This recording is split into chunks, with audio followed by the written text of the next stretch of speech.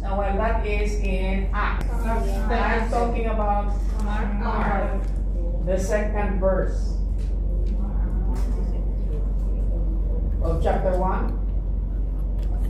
As it is written in Isaiah the prophet, I will send my messenger ahead of you, who will Can you please read that louder? Mark chapter 1. As it is written in Isaiah the prophet, I will send my messenger ahead of you, who will prepare your way. So you see, in Galilee after the baptism that John preached in Acts chapter 10 verse 37, Mark introduces John the Baptist also in the second line. Did you notice that? Yes. Hello? Yes. Okay. Number 3. How God anointed Jesus of Nazareth with the Holy Spirit and power. Acts chapter 10 verse 38. Now go again back to Mark verse 3. What does it say? A voice of one calling in the wilderness, prepare the way for the Lord, make straight paths for him. More? And so John the Baptist appeared in the wilderness, preaching a baptism of repentance for the forgiveness of sins. And next verse again. The whole Judean countryside and all of the people of Jerusalem went out to him, confessing their sins. They were baptized by him in the Jordan River. Go to that particular passage where The baptism, I think that verse 9, 8. okay. Verse 8. I baptize you with water. Yeah, I baptize you with water, but He will baptize you with the Holy Spirit. and Mark 8. fire, diba? Or power. So, you will notice that Mark describes exactly that. The baptism that the Lord Jesus Christ is going to give is the baptism of the Holy Spirit. Right? Now, that is exactly what Peter says in Acts chapter 10, verse 38. Number 4. And how he went around doing good and healing all that were under the power of the devil. Now, Mark's first 8 chapters describe that. We cannot read that anymore. It's 8 chapters. Meaning to say, Mark describes the doing good and the healing of all that were under the power of the devil. Mark describes that in the first 8 chapters.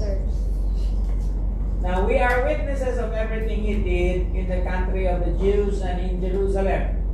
From Mark 9 ends Jesus' Galilee ministry and builds up the tension as he heads down south to Judea to confrontation in Jerusalem. Now, they killed him by hanging on the cross, by hanging him on a tree. But God raised him on the 3rd day, and that is chapter 10 of Acts, verse 39 to 40, while Mark 15 and 16 are filled with this detail. So, although it is a little bit far-fetched in our observation, yet the writer of the book obviously tells us that the arrangement of Mark for the book of for his gospel is patterned after the speech or the sermon of Peter in Acts chapter 10. Now, the focused message. First, it is an invitation to faith in God. The challenge to believe and to have faith is featured in story after story. In Mark's Gospel, the good news of Jesus is the good news of the kingdom, which is the good news of God. Second, it is a call to follow Jesus. The lengthy climax of Mark's story, the journey from Caesarea to Calvary, is full of the theme following Jesus. Jesus is constantly leading the way, and his disciples following on the way. Can you read that? Chapter 10, verse 32. Acts chapter 10 verse 32. No, this is not Acts. Say Mark. more. Oh, Mark pala, Mark. Pag nakita ninyo na walang book, obviously, ang pinag-uusapan natin ay Mark. Mark. So, Mark 10. Mark 10:32. Yes. They were on their way up to Jerusalem with Jesus leading the way, and then the disciples were astonished, while those who followed were afraid. Again, he took the 12 aside and told them that was going to happen to him. Okay. Whispering about their doubts, fears, and quarrels. At the end of each day, however, he confronted those whispers with an explanation and review. He was walking a pathway of obedience to God while they lived behind, slowly learning how to follow. On the way, he tells them what awaits him in Jerusalem: betrayal, mockery, flogging, and death, and then resurrection. Their response is quite bizarre. To ask if they can have the honor of sitting at his right hand and left hand in glory. And the others indignant but joined the place pushing. Jesus then gave them an instruction about kingdom values, in which the way up is down. The Gospel of Mark is an uplifting of the cross in two senses. What Jesus did uniquely on the cross was to pay a ransom for our freedom, to open the way to forgiveness of sins and break the power of those forces that enslaved us. Also, Jesus opened up a pattern of servant living for his liberated people to follow. So, in the Gospel of Mark, you will find a prominent number of sandwich stories, and there are 9 of them. So chapter 3, it begins with chapter 3, verse 20 to 35. Jesus' family thought of coming to seize him in verse 20 to 21. Now, before that happens, here comes the religious leaders accused Jesus of being in league with Beelzebul. And that is in verse 22 to 30. And then pagkatapos ng event na yun, here comes Jesus' family arrived to seize him. So, I think that is a clear story of a sandwich story in the book of Mark. Yung parable of the sower begins in chapter 4. And then the purpose of the parable was stated in verse 10 to 13. And then the explanation of the parable of the sower in verse 14 to 20. Parang hindi siya masyado clear, but anyway. Yung chapter 5, we already said that a while ago. Chapter 6, the mission of the 12 was given in verse 7 to 13. And then, in the midst of that, there was the martyrdom of John the Baptist. Mahaba. Verse 14 to 29. And so, when the martyrdom happened already, you remember, the name of the girl I forgot. He was dancing and he was given a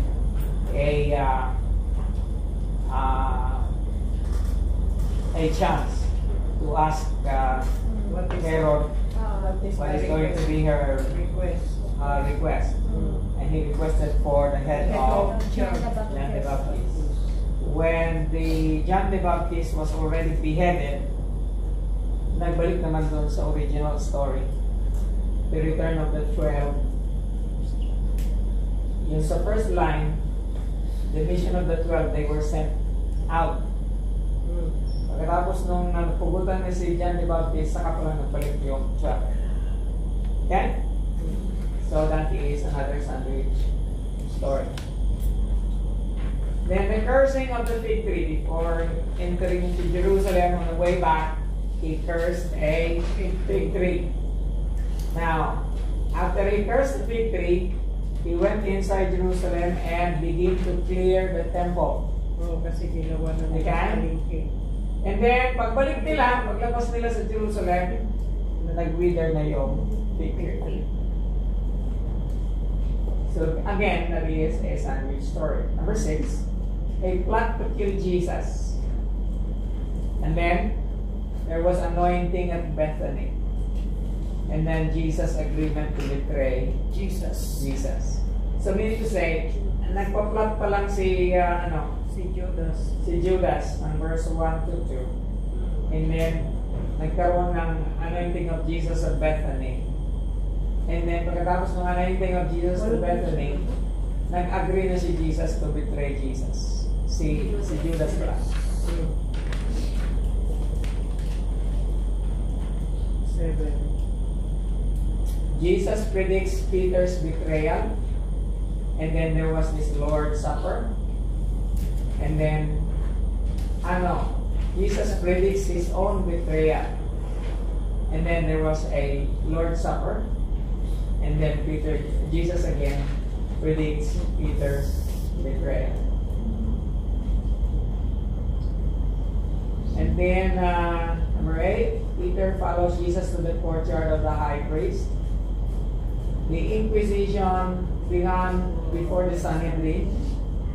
And then, when that was done, Peter's denial of Jesus.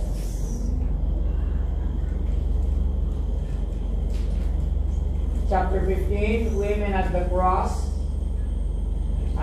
And then it was sandwiched by Joseph of Arimathea requesting the body of Jesus.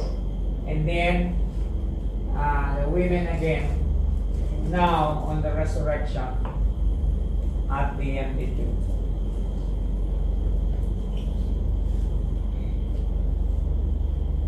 Pronouncement stories in the Gospel of Mark. Whoever wants to be first. May classification din yung pronouncement stories. Sometimes they are correction stories. Who wants to be first must be the last. Whoever is not against us is With us. or for us. Then we have the commendation stories. The generous widow has given more than all of them because he has given all that she had. The woman who anoints Jesus, Si Mary. okay, was commended. Because sabi ni Lord, wherever this woman is going to be mentioned, the gospel is being proclaimed. What this woman did will be mentioned. Yes.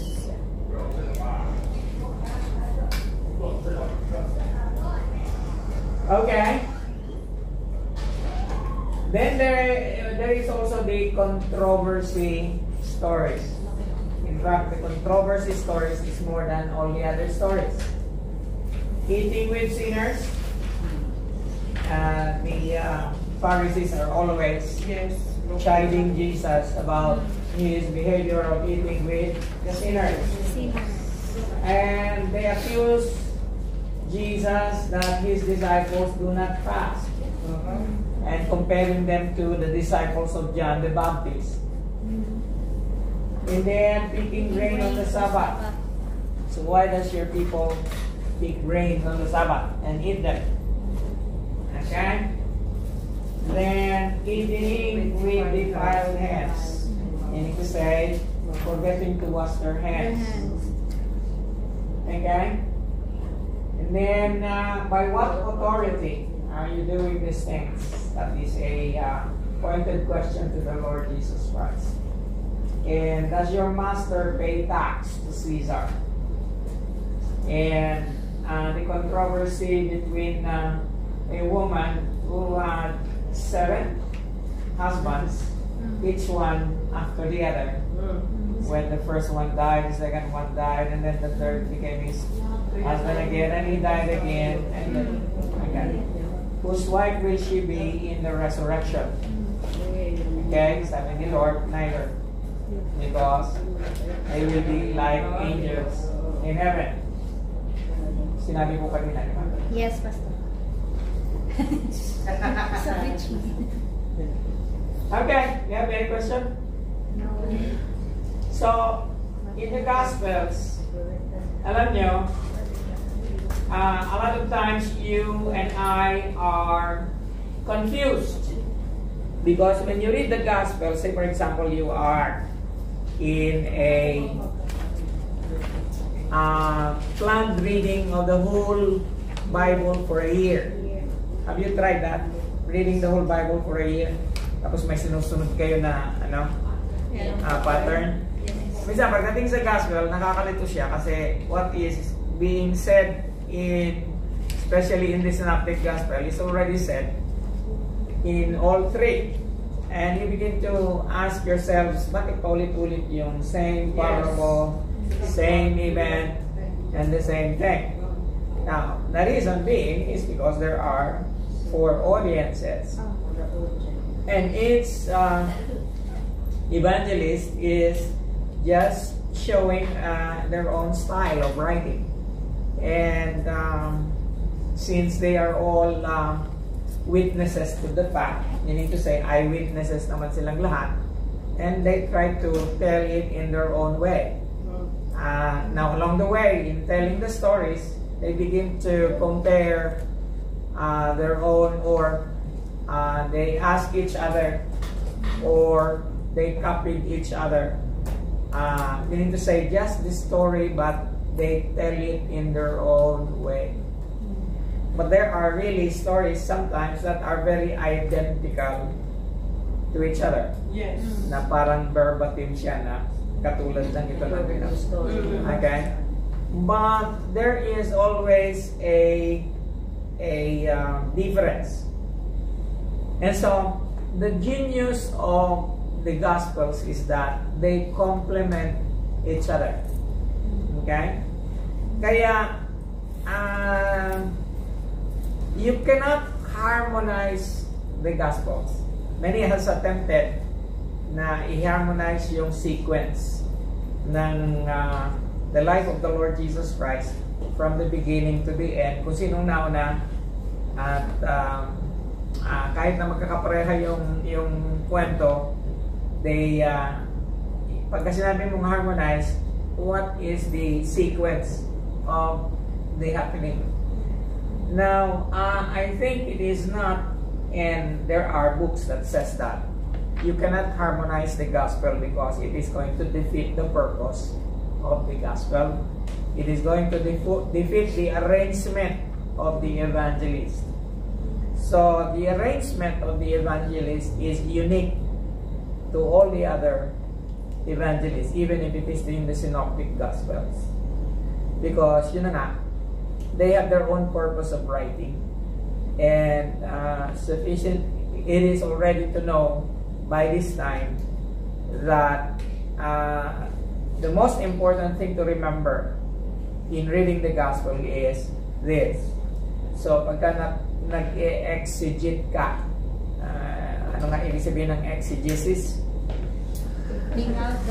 Trying to discern the meaning or the intent of the author. Diba? Pagka inahanap mo yung intent ng author, you begin to do your exegesis. The best thing that you can do for the gospel is, ang unang tanong, remind yourself who he is addressing. Okay? And alam na natin that Mark is addressing the Romans. And then try to know, and we already know kasi pinag-aralan na natin, that Mark is writing to the Romans, and his purpose is to make an apology. Remember the word apology? Yes. Ano nga uli ang ibig sabihin ng apology? In defense of the faith, or defending of the faith. comes from the word apologia. Okay? Now, of course, alam din natin ang word na apology has a different meaning. In everyday usage natin, apologize, meaning to say, ask for forgiveness or ask for,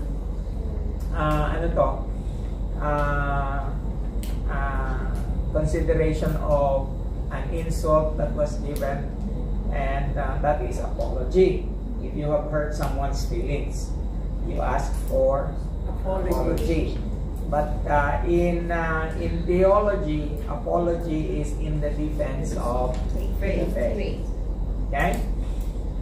Pinagtatanggol mo yung pananampalataya. Now, in the case of Mark, this is an apology to the crucifixion of the Lord Jesus Christ. Now, why do you need to defend the crucifixion of the Lord Jesus Christ?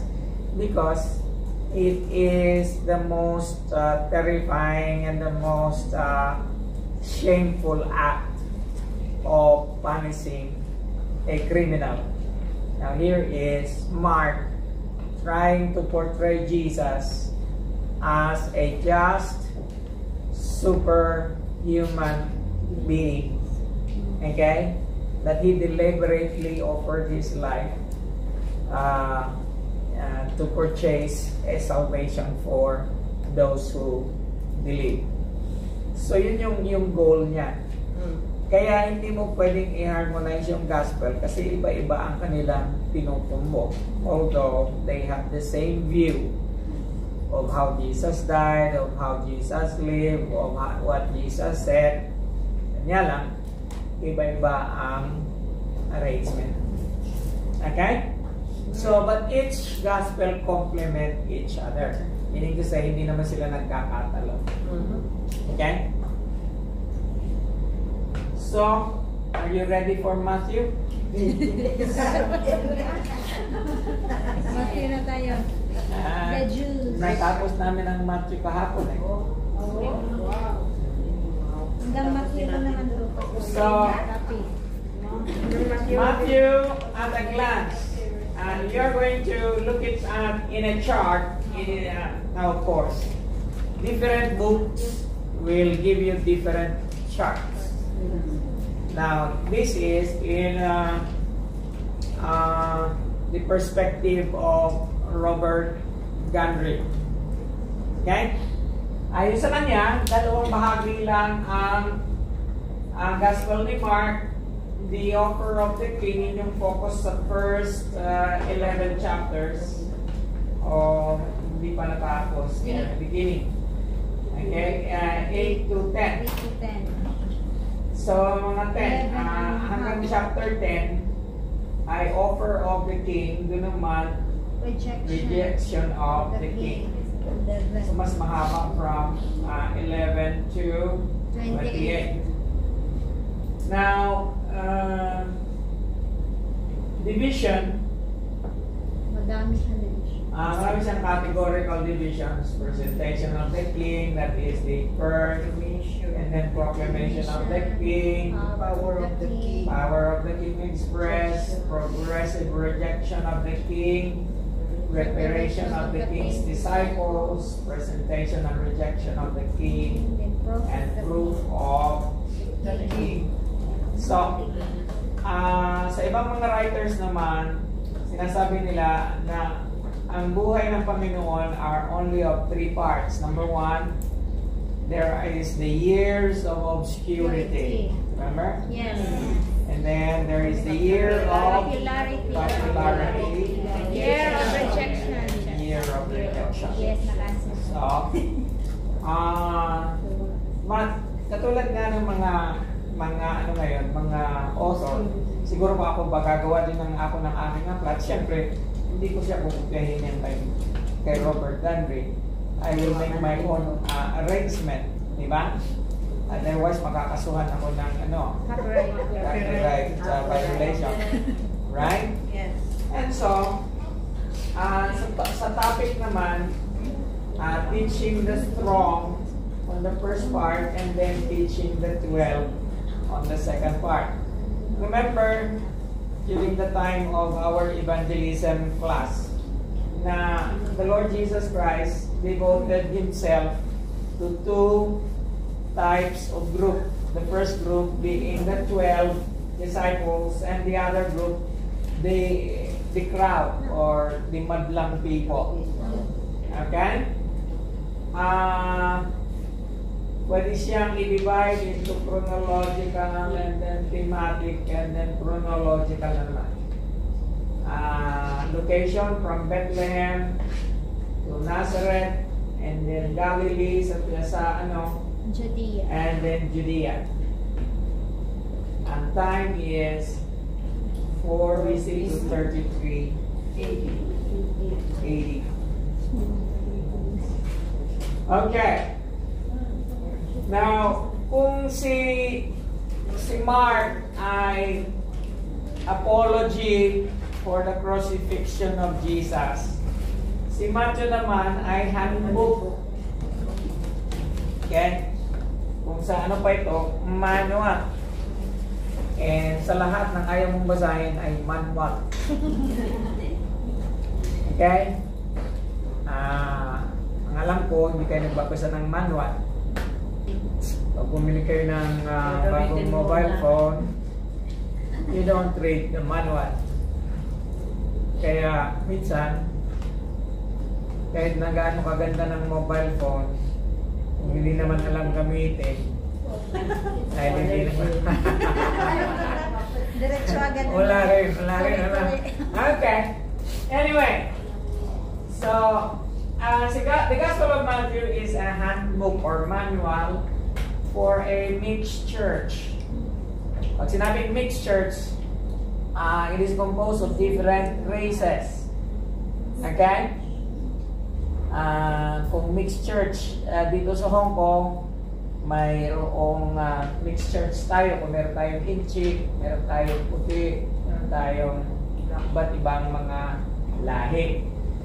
Sa Gospel of Matthew naman, mixed church din sila. Kasi there are the Hellenists, there are the pure Jews, and there are the Greeks, and many other probably minor races included. So the Gospel of Matthew is appropriately located at the beginning of the New Testament because it emphasizes Jesus as the fulfillment of all Testament prophecy. So, I'd like to categorically say this to you now, that the book of Matthew, the characteristic of the writing of Matthew has this as a first thing worthy of remembering, that one of his aims is for the reader to realize that Jesus is the fulfillment of all Testament prophecy.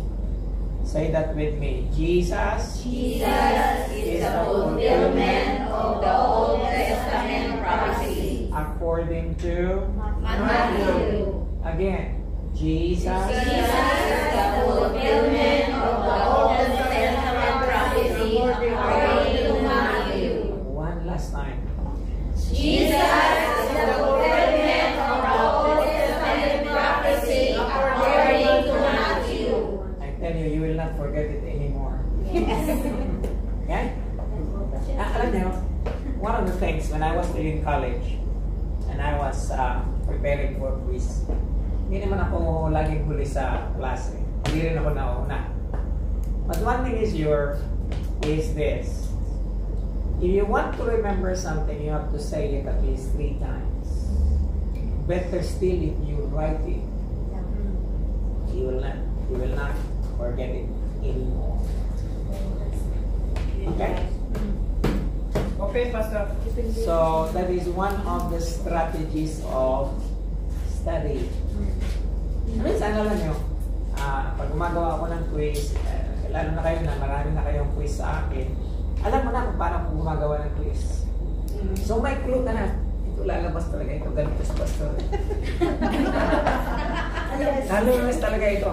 So, pag nalaman mo, nalalabas yun, wait. Nagme-memorize ka na lang, hindi ulitin mo lang yun. O basahin mo siya ng 3 beses with understanding. You will never forget. Isulat mo yun. Or if you can write it, but para sa akin, basahin mo lang. Again? Hello? Yes po. Okay? Para makabawi ka. So marami sa inyo, hindi mo mag-get on. Hindi ko na makagawa. Now, thus becoming a bridge. Nagiging bridge siya, connecting the two as promise and fulfillment. Yes. The Old Testament is the testament of promise. The New Testament is the New Testament of fulfillment. Okay? We will have a break in 5 minutes. Yes. So, the author, the skillful organization of the gospel agrees with the interests and abilities of a toll collector. So, si Matthew is a toll collector. Naniningil ng buwis. Okay? The public enemy number 1 in Israel are the tax collectors. So he is one that is hated, but he is very organized. Bakit? Kasi nga, tax collector siya. Magaling siya sa math. The fact that it is the only gospel to contain the story of Jesus paying the temple tax. Binigyan niya ng example na si Lord nagbabayad ng buwis. Okay? Siya lang original sa kanya yun. And you cannot find that in the other gospels. So, the story of Jesus paying the temple tax supports church tradition. Now, date and provenance. Ano nga uli ang ibig sabihin ng provenance? Origin. Naka-answer na ng pastor. The origin. Kala ko proven na naman. Hindi pa nag-exam si Luso. At least may isa na ako. If Matthew depended upon Mark's gospel as a source, the earliest possible date for Matthew would be AD 58 to 68. It may have been written in Palestine or Syrian Antioch as witnessed by Ignatius, its bishop, in the first quarter of the 2nd century AD, according to the Epistle of the Smyrnians. Now, yung Epistle of the Smyrnians, that is Sodepegrapha. Yeah. Okay? Hindi siya apokrypha. Siya ay Sodepegrapha. Okay? Bakit hindi siya apokrypha? Anong pagkakaiba ng apokrypha sa Sodepegrapha? It's not because of the meaning, I tell you. It's not because of the meaning. Because the Apocrypha is the one that is written in the Catholic Bible. That's the Deutero Canonical. Yung Sodepegrapha numbers by the 1,000. And this is just one of them. Okay? It is the writing of post-apostolic disciples. The Bishop of Antioch, who is Ignatius, one of the church fathers. Okay? Structure. A literary key in the phrase, when Jesus had ended. Now, remember this. Kanya-kanyang author, kanya-kanyang style. Yes. Ang style ni Matthew, pag nakita mo na ito, when Jesus has ended, that is one section that is already finished. Okay? Okay, everybody, beginning from Maria Teresa Montesilio, going this way, Maria Teresa, read chapter 7, verse 28. Luz 11:1, so on and so forth. 7. Okay? Quick. We don't have all night. Stand up and read it as loud as you can. Matthew 7:28. When Jesus had finished saying these things, the crowd were amazed at his teaching. Okay, and just under there. When Jesus had finished saying these things. Did you notice that? Yes. Okay, 11:1. Matthew 11:1. After Jesus had finished instructing his 12 disciples, he went on from there to teach and preach in the town of Galilee. After Jesus had finished instructing or saying to his disciples, then he does something. So you remember the pattern? When Jesus had ended. 19:1. 13:53. 13:53. When Jesus had finished, Go on. when Jesus had finished these parables, he moved on from there. Okay, so when Jesus had finished these parables, He moved on from there. okay, you're getting the hang of it. 19:1. 19:1. When Jesus had finished saying these things, he went to Galilee and went into the region of Judea to the other side of the Jordan. And that is when he had finished saying these things. 26:1. 26:1. When Jesus had finished saying all these things, he said to his disciples. Okay, so by now you are convinced that this is a literary key. So susi siya. So the good thing about studying is you are given this information in advance. Yun ang pagkakaiba. Kasi people who do not go through formal study of the scriptures would hardly understand these keys. Would hardly know na meron palang key. Now, you will find that even in the book of Acts, may mga key. And the different books that we are going to go through when we survey the New Testament, makikita mo yung mga key na ito. Ang tawag sa kanila ay literary keys. Mga susi. Okay? Minsan naglalakad ako dyan sa palengke, dala-dala ko yung aking bunch of keys. Sinalubong ako ng isang incheck. Kinausap niya ako sa Chinese, hindi ko naman siya maintindihan. Sabi niya, you boss. Sabi ko, why do you say I am boss? You have lots of keys. So a key is a symbol of authority. Doon din sa Papua New Guinea, yung kanilang mga susi nakalagay dito, yung may ring. Tapos gumagano na yung kanilang fans. Kahit hindi na nila ginagamit yung susi, nilalagay pa rin nila. Kasi nga, it is a symbol of authority. The more, listen to it, listen, I'm not done yet. The more keys you have, the more authority you get. Same thing here. The more you have those keys, the more authority you have. And by learning these things, you become smarter.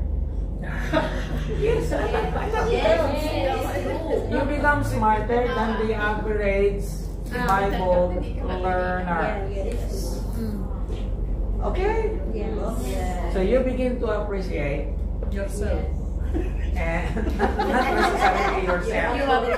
You begin to appreciate coming here and knowing these things. Yes. Thank you. True. Okay? That's true. Okay. Okay. So,